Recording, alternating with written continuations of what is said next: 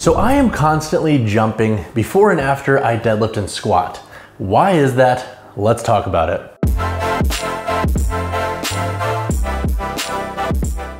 So for a little bit of background here, I like to blend my strength work with explosive movements with some running. If you look around social media, you'll see the common marketing term of hybrid training. That's becoming really big these days. You also have people who train like athletes. In reality, we're just working out and varying what we do. We're basically training like we were as kids, just playing outside and whatnot. But why do I like to pair lifting and jumping together? So this is actually a topic that I did my capstone in my master's program, and that's post-activation potentiation. So this is essentially a concept where you put a lift before a plyometric. And now what that lift is designed to do is it's designed to give you an elevated neural response. And now ideally what's going to happen is with that elevated neural response, that is going to carry over to an increased performance output for your plyo. So for example, if you were to squat a heavier weight and increase that neural drive, when you do, let's say, a broad jump, a vertical jump, whatever it might be, you're ideally, in a perfect world, going to get a greater output there that you would not have necessarily got without that greater stimulus from that strength movement. So now when programming, there are three reasons why I like putting these two elements or exercises and training styles together. So the first reason is just the physical challenge of it. So I think there's a lot of benefit in pairing a strength and plyometric or power focused exercise together because it challenges us in a different way. Not only from a performance output way, so basically having to be strong enough to lift that weight, but then also fast and powerful enough to execute this exercise, but it's just challenging putting two different exercises like that together because we almost have to compartmentalize what we're doing. So there's also the physical challenge of this that is a huge benefit that I think can transcend athletes and lifters outside of just sport-specific athletes. So if you are just a gym pop lifter and you want to get a little bit better with your strength and just be a little bit more explosive, this can have a ton of benefit for you. And if you're very specific with your training and even a power lifter or a sport athlete, this style of training could have a big carryover to your sport depending on the exercises you're pairing together. So the first reason why I like to lift and jump and put these two things together is from the physical component and benefit that can come along with putting these two exercises together and compartmentalizing that brain to execute in different settings that are pretty drastically different regarding the outputs you're going to be putting into them. And also that goes without saying, in that physical benefit, you're ideally getting that higher neural response for your power focused exercises. Now, when it comes to PAP, there is a specific way to program it. And now I will link an article down below that will help elaborate on what that looks like.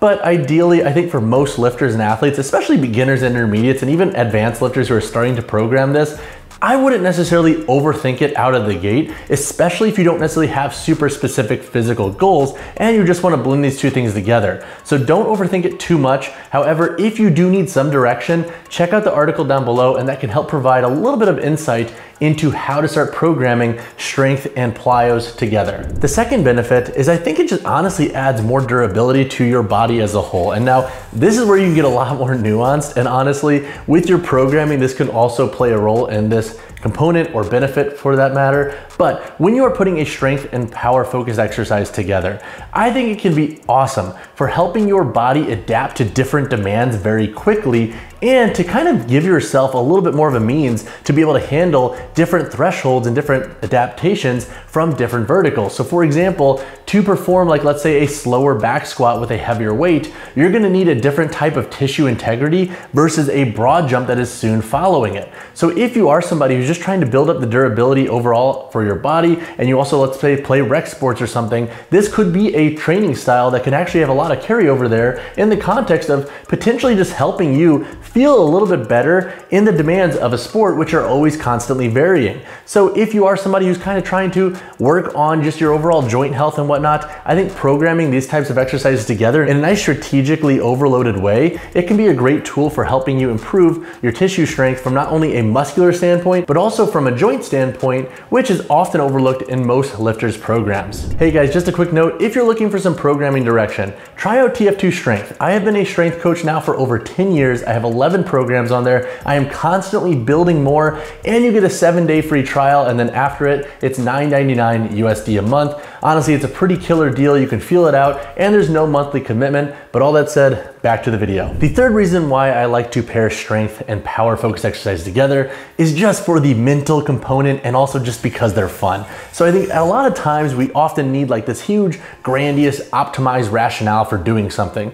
But a lot of us forget that our training should be fun. And so if you're like myself and you want to be strong as heck and powerful or fast as heck, putting these two exercises together can be a great test for both your mental strength and how you compartmentalize different movements, but also it can just be fun. It can be fun to lift heavy and then go jump like a banshee right after it. And so if you are somebody who's getting into this style of training, don't be afraid to pair different exercises together. And so if you need some good starting off points, a few that I really like are a deadlift and a broad jump, a trap bar deadlift and a broad jump, or a box jump, or even a Hatfield squat or a back squat paired with a vertical jump or a box jump. Those can be great pairings, and when you are pairing these types of exercises together, think about how you're moving in that strength movement and then how you're moving in that power movement. Ideally, you want some type of similarity between the two because it'll help create a more harmonious flow with your programming. But if they're not super harmonious, I wouldn't overstress it.